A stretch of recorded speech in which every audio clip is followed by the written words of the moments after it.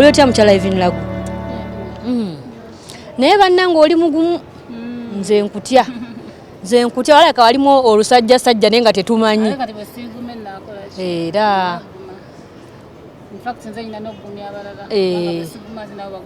kituufu kuba waliwo agumira ku ggwe ate gwe womuzzaamu amaanyi naye nayekola ki neeyongera. Amaanyi abakuyitaani amatuufu? Evelyn Laggu kozi Laggu lyavaawo. Okay, Evelyn Laggu ono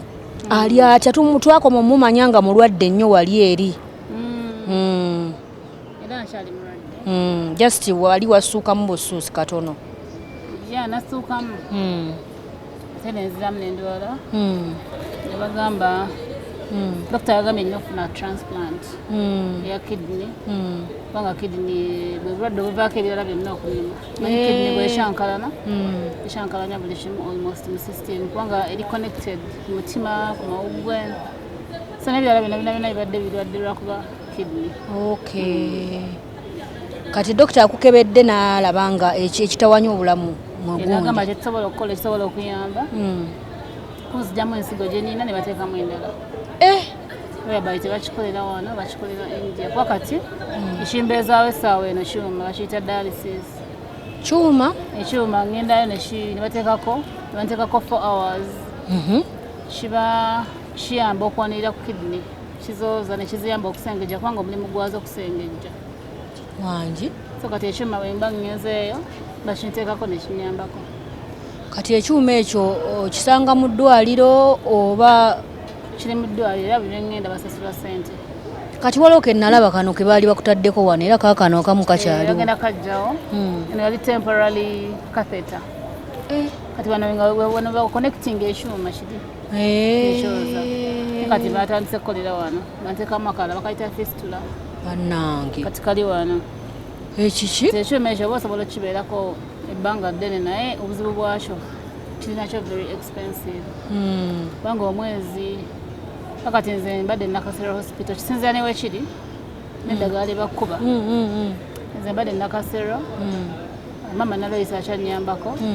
paka kati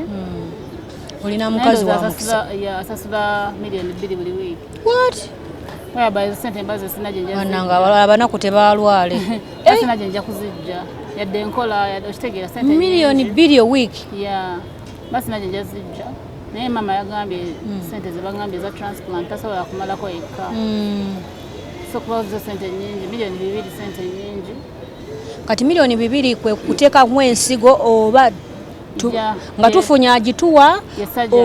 Okay, bagenda longoosa eri erimu bagijjamu nebateekamu endala ate sente ezo kubaako okukola surgery balongoosa abantu ba mirundi 2 webajjamu ensigo naawe baaba kakati ekyo nekivaawo olina okutambula transport amagenda n'amadda then olina okulya okwebaka ate nga tosobola kukomawo mu nnaku 2 nga basooka ne bakumonitoringa kitegeeza gwe ng'omulwadde omalayo emyezi nga 3 kati waliwo n'omuntu alina okuba nga akunansinga omujjanjabi agenda namujjanjabi ate ku nnyonyi kitegeeza sente ezo ziba zikuyamba mu bintu ebyo ate kuliko n'eddagala nga balina balina eddagala lye balina okukuwa ery'amaanyi osobole okusuuka obulungi and tebakwatako bitundu lwansonga omusawo yannyonnyodde nti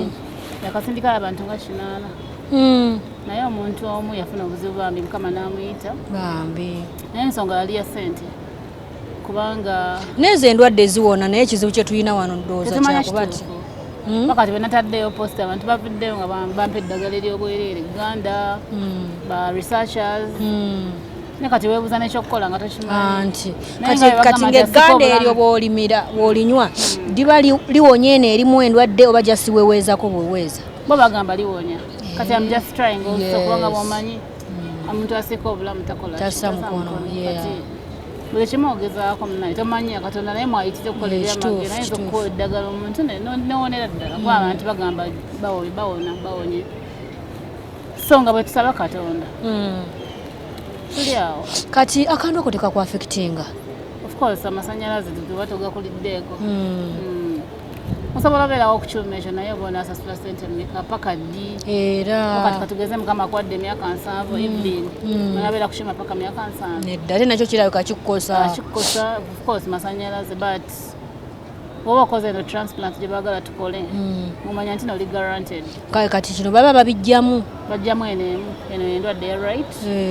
kati omanya nti at least ngenda kubeera okugjako nga waliwo ekirala ekizibu ate nga kizize kirala naye ekyo kiba kiteredde ng'oddamu ng'obeera mu bulamu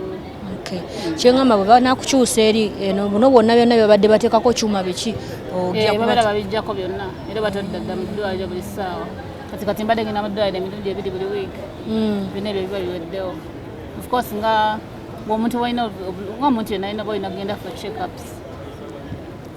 kati ebintu by'okulya ng'okulya kati olyanga ki olyanga emmere yaffe eya bulijjo oba emmere yiyo eba eyawukana emmere ndya ya bulijjo lwakuba nze ndya ya boil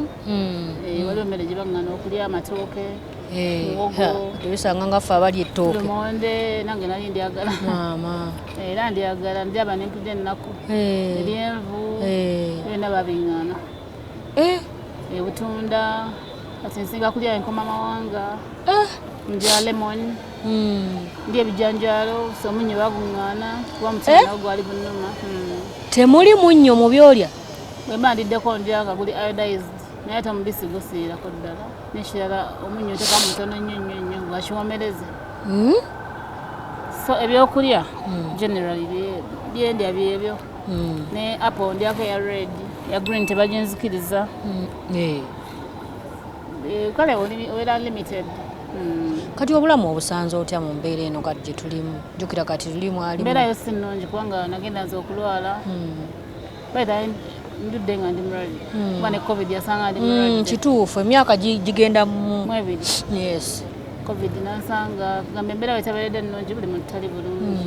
abantu baagala okuyambako era banyambyeko kuba okutuuka up to now nga sikola ate nga buli kimu nkifuna ekyo kitiibwa kya mukama nti bambeereddewo bangi besobola kumalayo but njagala obeebaza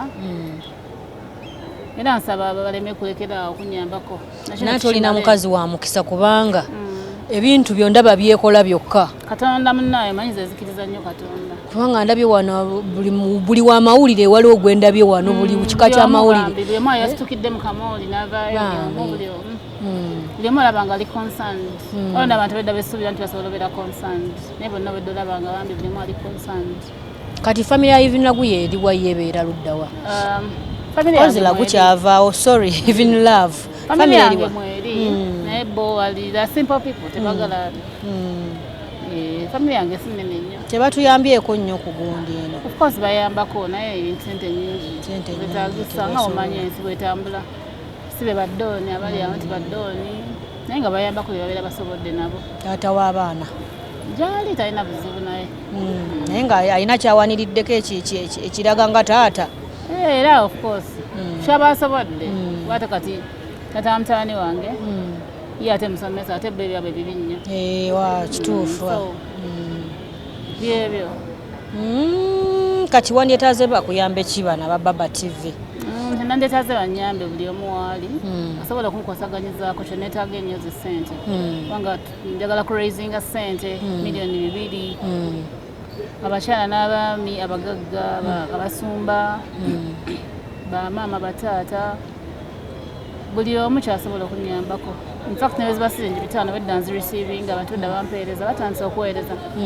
abantu abali ebweru bonna mu diaspora mbebaza bedda bambi baweereza owa2 owa10 owa3 kyemanyi bwe tunakwatiza wamu tujja kikimala waliwo kyendabye wano nga Zubairi family ekusondera ssente Zubairi family abo bonna babaddewo babadde ba Zubairi family batinina nnyo family nene nnyo lwakuba abamu kati babadde bali mu kukola abamu bali mu shooting ndabye nga basobodde okuvaamu miliyoni meka 3 bawezeza 5 bali batandika okusonda abamu bali walako abamu nga bamanye era ebintu byensi buli muntu aba ne schedule ndala naye abasobodde bazze nabala twogera ku simu kuba tulina group